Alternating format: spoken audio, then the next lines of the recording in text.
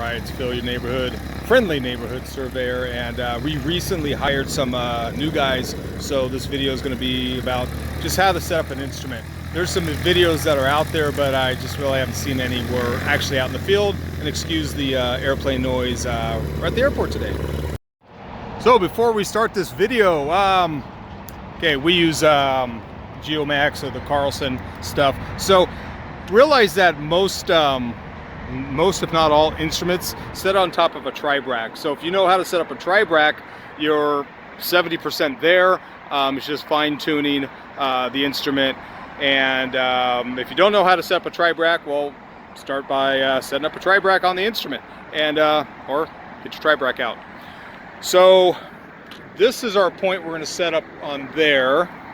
Let me turn on the optical plumb, the laser. And you can kind of see there should be a red dot there. Let me get a shadow shot. There we go, use the rod.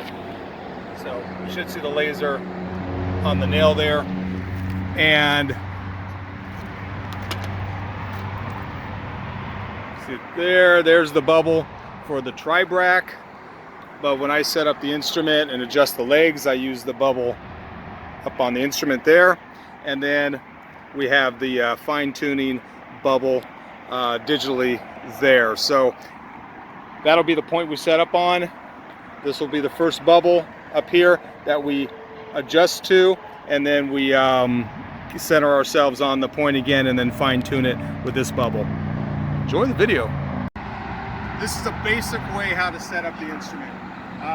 We're using the Geomax Carlson Zoom 90. All robotic instruments are kind of the same. So what I like to do, since I've been doing this for over 30 years, is I know that the legs should be about a couple feet, each leg should be a couple feet away from the center. Now this is the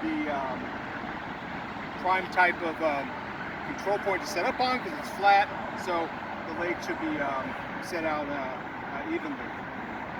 So the first thing you do, either you have an optical plumb where you can look down at the point, or you have a laser plummet. And so this one has a laser. So first thing to do is get the optical plumb, laser plumb, over the point. And when I say over the point, I mean within a hundredth or two. Step on the legs, even if it's asphalt, and then get it center on the point using the tangent screws.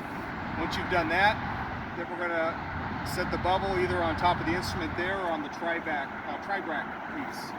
So if the bubble is pointing away from a leg, like this one is, it's on this side, it means you can raise this leg and get it over the bubble. If it's pointing towards a leg, then lower it and get it inside the bubble. And when I mean inside the bubble, you're trying to get it within that circle in there, not dead center. Because you can then center it using the tangent screws. Once you've done that, now you're going to look down at your point and loosen the center. I don't even know what this thing's called. So loosen this and slide the instrument over. You shouldn't be more than a couple hundredths away from it. Then, however your instrument works to fine level it, I like to throw the face over a screw or over parallel to two of them, and then we're going to fine tune it. And we try to set it as close to zero as possible, usually within 5 seconds or so. Then you can turn it 90 and make sure everything is plumb from there. So that's a basic setup, but every setup should be good. You should not have a sloppy setup like you should not have a sloppy backside. So, because this is how your day starts right here. That's it. Okay, how to measure the height of the instrument. We use our pocket tape. We go on top of the nail or spike or whatever it is. And pretty much every instrument has a center point. And so I would call that 530. I'm not going to round up to 531 because we're measuring kind of like the slope of that triangle.